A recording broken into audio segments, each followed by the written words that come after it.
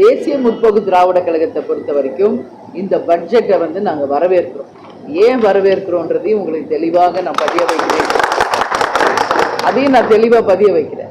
எதுக்காக அப்படின்னா, கேப்டன் அவர்கள் 2006 நம்மளுடைய முதல் தேர்தல் அறிக்கை புத்தகத்தில் கொடுத்த பல்வேறு திட்டங்களை இந்த முறை தமிழக அரசு முதல்வர் அவர்களும் அறிவிச்சிருக்காங்க. அதற்காக தமிழக அரசுக்கு நாங்கள் நன்றி சொல்ல கடமைப்படுறோம். ஏன்னா நீங்கள் நேற்று பார்த்துருப்பீங்க, வேளாண் நிதிநிலை அறிக்கையில் இங்கே இருக்கின்ற ஒரு 5000 விவசாயிகளை வளர்ந்த நாடுகளுக்கு அழைத்து சென்று இப்போ இருக்கிற லேட்டஸ்ட் டெக்னாலஜி படி எப்படியெல்லாம் வந்து அக்ரிகல்ச்சரில் டெவலப் பண்ண முடியும் அப்படிங்கிறத அவங்களுக்கு விளக்கும் வகையில் ஜப்பான், சைனா போன்ற பல்வேறு நாடுகளுக்கு அழைத்து செல்வோம் என்று ஒரு அறிவிப்பு நேற்று வந்தது. இது கேப்டன் அவர்கள் 2006 எங்களுடைய தேர்தல் அறிக்கை புத்தகத்திலேயே அன்னைக்கு இதை நாங்கள் வெளியிட்டது தான். அது மாதிரி தான் ரேஷன் பொருள் தேடி வரும்.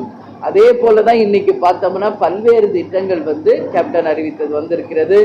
எனவே இந்த நிதிநிலை அறிக்கையாகட்டும், அதே போல வேளாண் பட்ஜெட் ஆகட்டும், பொது பட்ஜெட் ஆகட்டும், கேப்டனுடைய பல்வேறு திட்டங்களை அறிவித்ததுனாலும், அதே மாதிரி பல்வேறு இந்த மெட்ரோ ட்ரெயின், அதே மாதிரி இன்ஃப்ராஸ்ட்ரக்சரு, வேலை வாய்ப்பு, பெண்களுக்கான திட்டங்கள்லாம் நல்ல விதமாக தான் அறிவிச்சிருக்காங்க. இன்னும் நிறைய வேலை வாய்ப்புகளுக்கெல்லாம் இன்னும் அதிகபட்சமாக கொஞ்சம் சொல்லியிருந்தா நல்லா இருந்திருக்கும் என்பதும் எங்களுடைய கருத்து என்பதை இந்த நேரத்தில் பட்ஜெட்டை குறித்து நான் தெரிவித்துள்ளேன்.